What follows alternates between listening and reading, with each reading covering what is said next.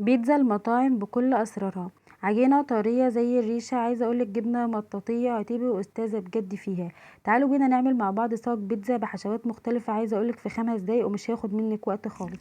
يلا نبدا بسم الله ونصلي على الرسول. اول حاجه عندي كوبايه وربع من الحليب الدافي، هنزل عليهم بمعلقه كبيره من الخميره الفوريه، نص معلقه صغيره من السكر، ربع معلقه صغيره من الملح، معلقه كبيره من اللبن البودر. هقلب المكونات دي كلها مع بعض لحد ما احس ان السكر والخميره دابوا بالشكل ده كده زي ما انتم شايفين. عايزه اقول لكم كمان تقدري تستبدلي الحليب بكوبايه وربع من الميه، مفيش اي مشكله خالص. عايزه اقول لكم بجد هتبقى طعمها برده في منتهى الجمال.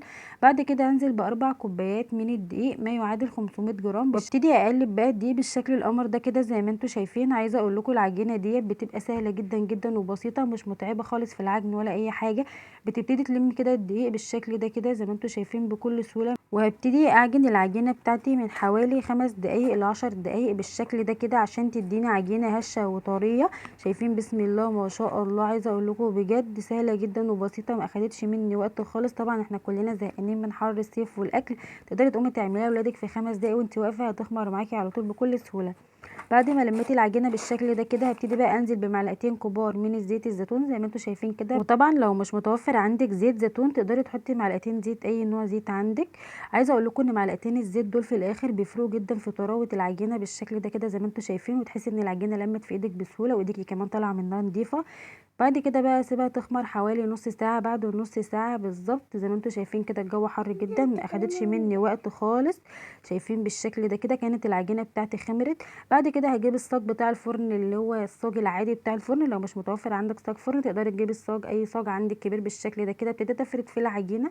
بعد ما فردت العجينه بالشكل ده كده وبططتها، ابتديت بقى اشك العجينه بالشكل ده كده علشان طبعا انا مش عايزاها تخمر معايا بعد كده زي ما انتم شايفين. ما عندكيش طبعا صلصه بيتزا ولا اي صوص عندك تقدري تجيبي معلقتين كبار من الكاتشب. وطبعا التركايه القمر اللي بتفرق جدا جدا في طعم البيتزا، معلقتين كبار من المايونيز مع الكاتشب كده، وابتديت بقى افردهم على وش العجينه من فوق. الخطوه المهمه جدا جدا في نجاح البيتزا. لو انتي طبعا عايزه الجبنه تمط معاكي اكتر بعد كده بتحطي طبقه من الموتزاريلا زي ما انتم شايفين كده. طبعا ما تستخسريش كتري، انتي بتعملي ليكي ولولادك. بعد كده بحط خضار زي ما انتي شايفه كده، طماطم بقى شرايح رقيقه بالشكل القمر ده كده. بعد كده احط بقى فلفل الوان، عايزه اقولك اي حاجه متوفره عندك، احمر اصفر اخضر، المتوفر مفيش اي مشكله خالص. اي خضار انت بتحبي تضيفيه للبيتزا، اي حاجه تقدري تحطي شرايح من البصل اللي انت عايزاه، مفيش اي مشكله خالص. طبعا هنا الصاج بتاعي انا هعمله بكذا حشوه مختلفه، فهعمله كده على 3/4. اول ربع هاخد فيه قطع من الاستريبس، تقدري طبعا تحشيها تونه، تحشيها جبنه، تحشيها اي حاجه متوفره عندك. تقدري تشوحي برضو صدور من الفراخ وتعمليها شاورما وتحطيها عليه عادي اللي انت عايزاه. عندي هنا ربع ستريبس وهعمل ربع كده بالجبن، والربع التالت ده عملته سوسيس كده. انا عندي ولادي مش بياكلوا الخضار بصراحه، لا طماطم ولا فلفل على البيتزا، فانا هنا عملت لهم سوسيس بس بيكتفوا بالسوسيس كفايه.